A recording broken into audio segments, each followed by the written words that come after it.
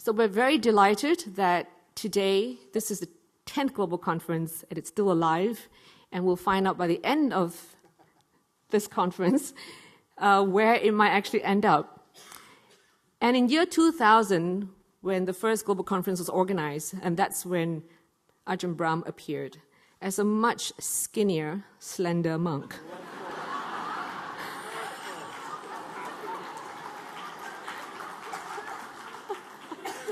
Much more youthful as well. But he has matured and blossomed. And we're delighted that he has since become the co-convener of the Global Conference and has been instrumental in taking it around the world. So we're very indebted to him in revolutionizing Buddhism in a very different way, because if you watch his YouTubes, and if you came last night, the kind of jokes he cracks and the words that he used, which, I had no ability to ban them. So we've all just kind of get accustomed to it. And ever since year 2000, he's also been called the Elvis of Buddhism. But thankfully,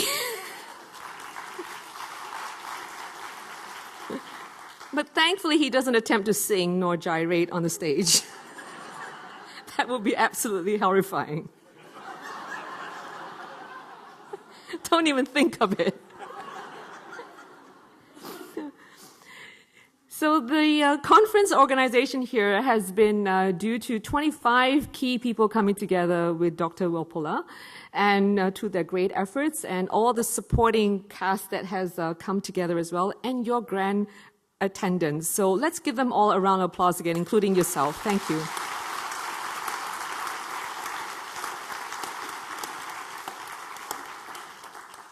My co-host is going to be Michaela. And of course, all the lovely speakers from around the world have come together today, and they will be treating us to much of their intellect as well as their ideas. So we're going to open the conference by inviting none other than His Roundness, Ajahn Brahm, whom I guess from all the laughter you already know him. He is once upon a time, a young student at Cambridge University who studied and graduated in theoretical physics and came out after that to teach at the high school. And he said, once you teach at the high school, you think that becoming a monk is probably the only best thing in the world. So he trotted off to Bangkok to look for a teacher. And he sold everything that he had, but he thought, after he gained enlightenment, he would come back to the UK, which of course he never did, come back to the UK. And so in Bangkok, he met another monk who introduced him to Ajahn Chah, and he spent 7 years practicing meditation and deepening that practice in the forest, where he had to be feeding himself to mosquitoes and eating frogs and all that, which all these stories may come out during the conference. Now he's an abbot at Bodhiana Monastery in Serpentine, Australia, with around 22 monks under his care, plus and minus. And also he has started the Dhammasaran Nuns Monastery, which got him expelled from his monastery in Thailand. So maybe much of that will come out later as well. So he has continued to spawn monasteries in Australia as well as most recently in England, which is an Anukampa Buddhist monastery for nuns. So it gives me great pleasure to invite Ajahn Brahm to the stage, and please join me in a warm welcome. Thank you.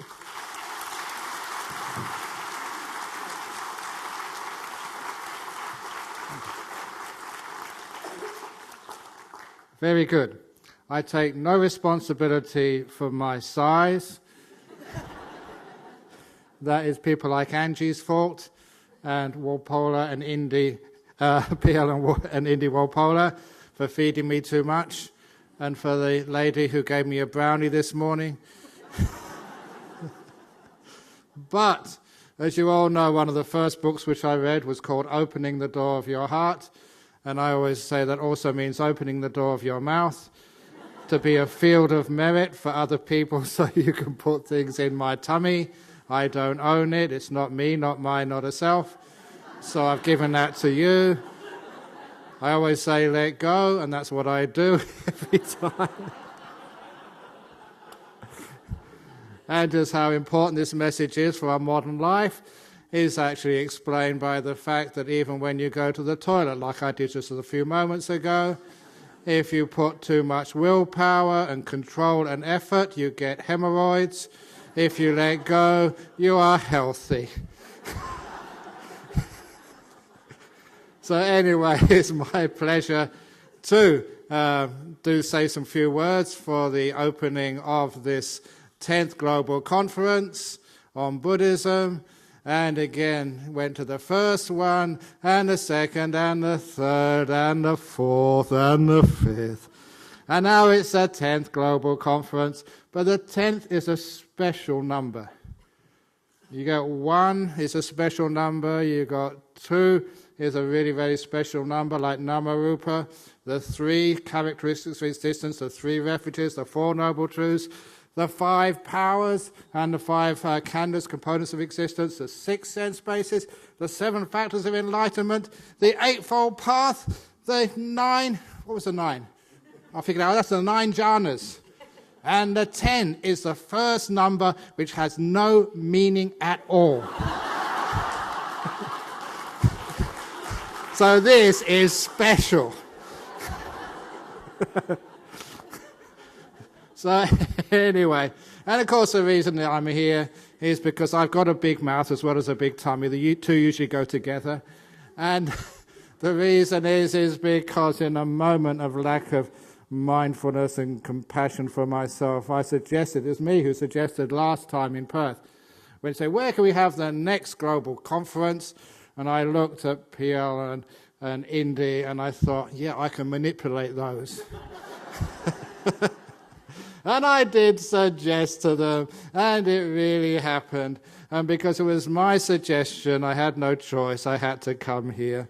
That's the trouble. Keep your mouth closed and you don't get into too much trouble. But I'm very happy that it's come over here to Toronto. It gives an excuse to come here. And of course, hopefully that this conference on Buddhism and neuroscience and mental health just shows that Buddhism has a huge amount to offer to our modern world. It's not some relic in the past. It's not some tourist attraction, which people tell me that go to mainland China. All the temples there are just tourist attractions. There are a few monks there, but not really much teachings. You go to many temples in our world, and people go and take photographs, but they don't really understand what it's there for. When those were built, they were vibrant. There was a meaning there. They helped the whole community in so many different ways. And these series of global conferences on Buddhism, they actually try to bring back the meaning, the importance, as well as the fun of Buddhism in its earliest years. So hopefully we can reconnect in this particular way with mindfulness, neuroscience, and also with mental health. And of course, the best part of mental health is learning how to laugh and have fun. And if this conference has not got any laughter, then I'm out of here. I always say that the type of Buddhism which I practice, a combination, try and include as many things as possible, Hinayana, Mahayana, Vajrayana, all coming together. I know that we did try to get more Vajrayana monks and nuns here, but unfortunately, due to circumstances, they could not come. But still, it doesn't matter. I'm representing all of them in my tradition. Hinayana, Mahayana, Vajrayana, AHA, and Hahayana. So welcome to Hahayana Buddhism. Thank you.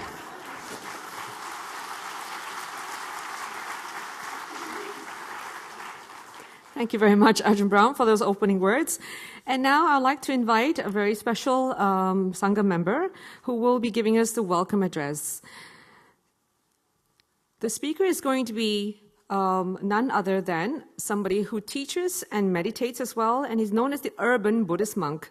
He has been residing at the West End Buddhist Temple and Meditation Center for the last 21 years. He's admired for his simple and all-embracing approach in transmitting and practicing the Buddha's universal message of love, understanding, and compassion. Please join me to welcome Bhante Saranapala.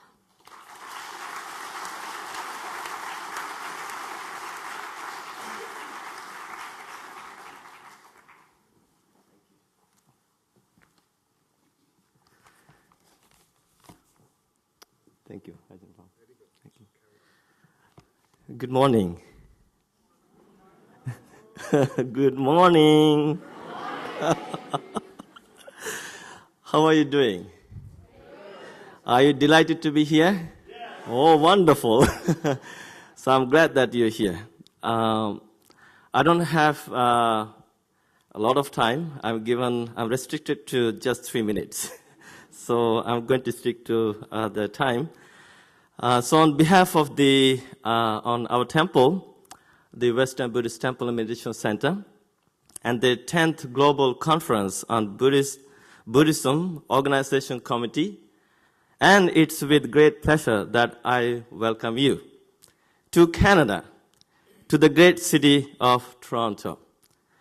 In the coming hours and days, you will be exposed to the spirit of the theme of this historic conference, Buddhism, Neuroscience, and Mental Health, Making a Mindful Connection.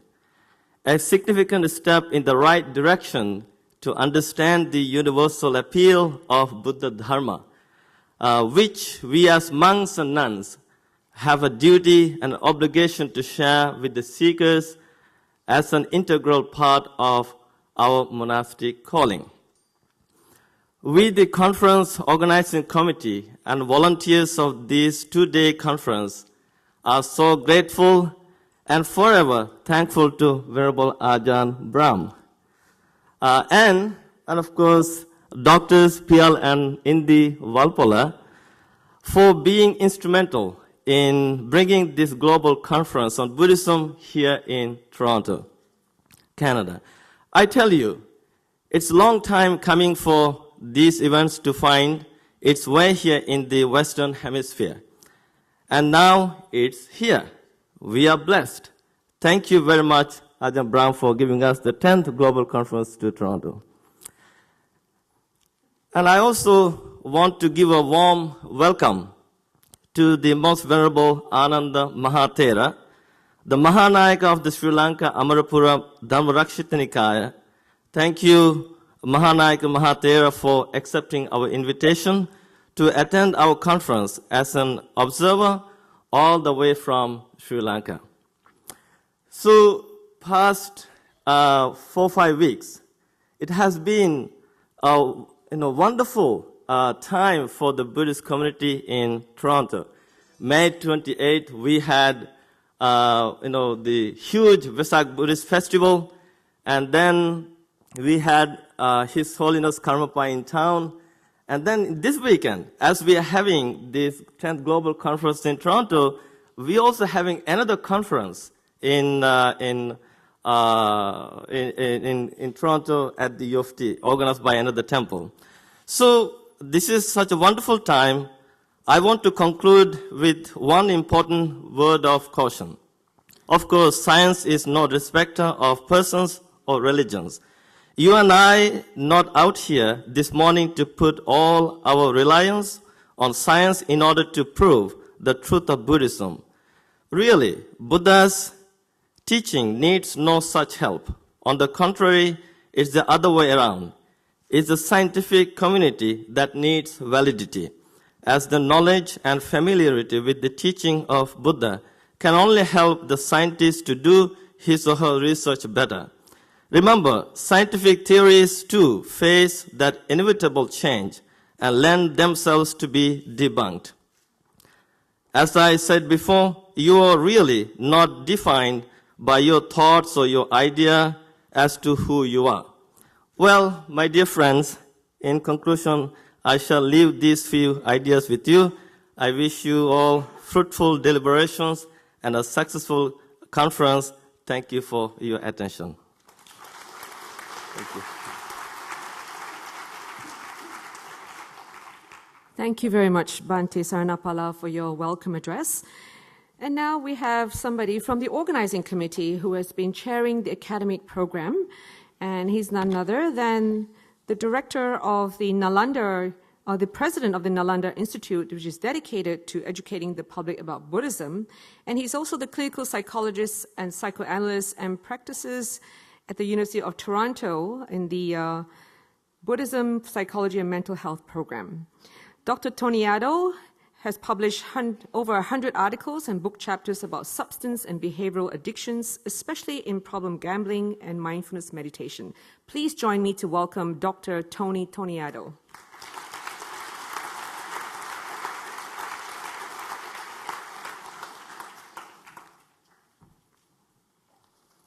Thank you very much, Angie. I think one thing I have in common with Asian Brown, apart from our interest in Buddhism, is a certain roundness. And as I was walking here on the way here, we actually greet each other with a bump.